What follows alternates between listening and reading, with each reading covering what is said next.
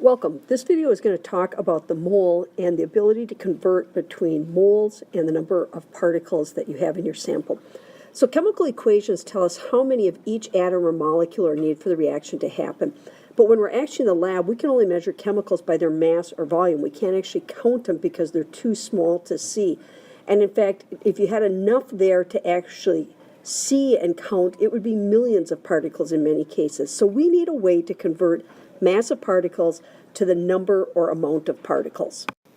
So this idea of the mole is this really ginormous number to measure really tiny stuff like atoms, ions, molecules, formula units, electrons, chemical stuff. And we just call them particles. It's just kind of the generic, this is how many things you have. Just like a dozen is 12 of something, a mole is this huge number of somethings. So it's known as Avogadro's number because he's the fellow who came up with it, and it allows us to convert from particles to mass or grams, or if you know how many grams you have, you can convert to particles.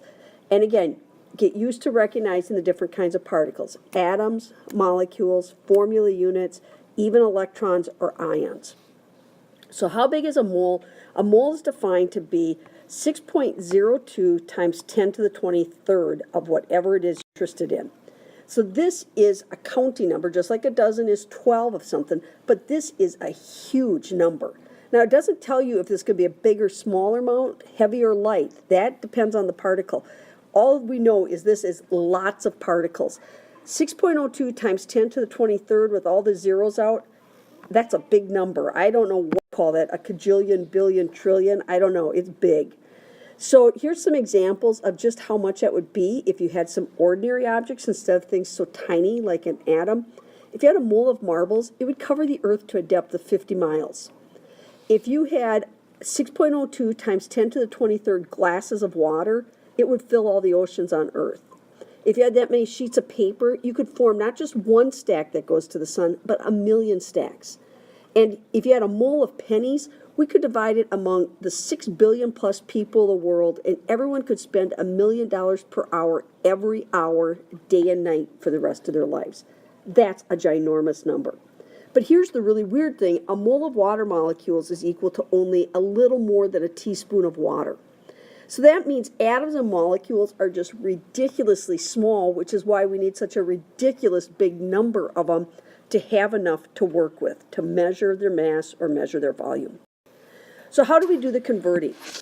Chemistry is all about following your units. We call this dimensional analysis, and it's not the same as a ratio and doing the fission math. Instead, what I like to talk about is that you take your given, okay, whatever number's given to you, and you start by writing that down. And then you set up a converter. A converter is just a fraction. There's going to be a number on the top that you multiply by and a number on the bottom you divide by. So whatever's given to you, that's going to go on the bottom. And whatever you're trying to get, we'll call it the want, that goes on the top. So what the heck do I mean by this? Well, what we know right now is 1 mole equals 6.02 times 10 to the 23rd, whatever it is you want, and we just call them particles. So if I look at this first problem, what I'm given is 3.58 times 10 to the 23rd formula units. So I'm going to write down the number I'm given, and I'm going to include the units. So then I need to set up a converter that will make formula units cancel out and moles appear. So what I want is moles. What I have is formula units, which I'll affectionately call FUs. And so when I look at my equation, the 1 mole goes on top, and this ginormous number, the 6.02 times 10 to the 23rd, goes on the bottom. And I'm putting parentheses around that because if you don't put parentheses around this when you put it into your calculator doesn't know it's all one number, and you get a really wacky answer.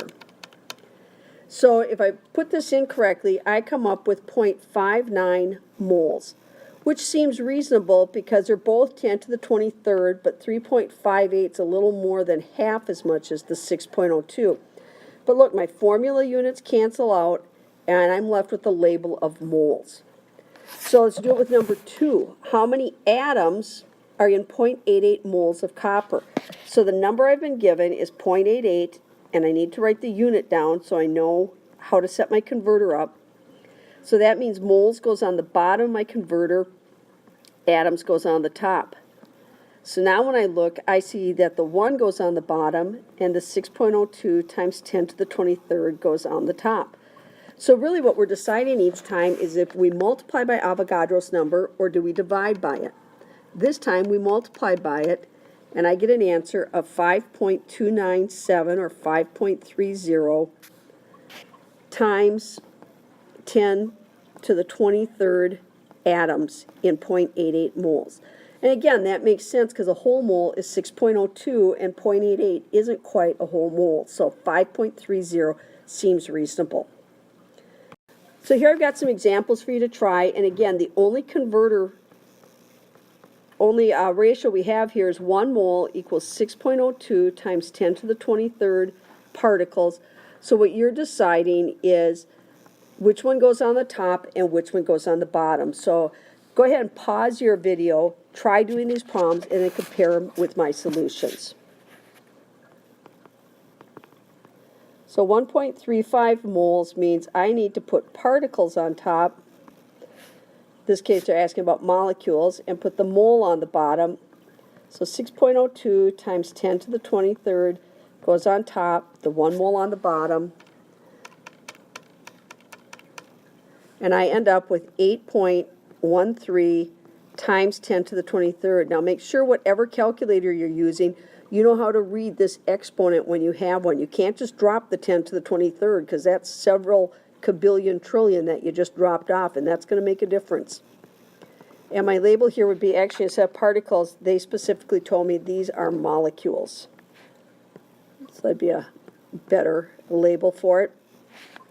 My second one, 2.54 times 10 to the 15th atoms is what I'm given.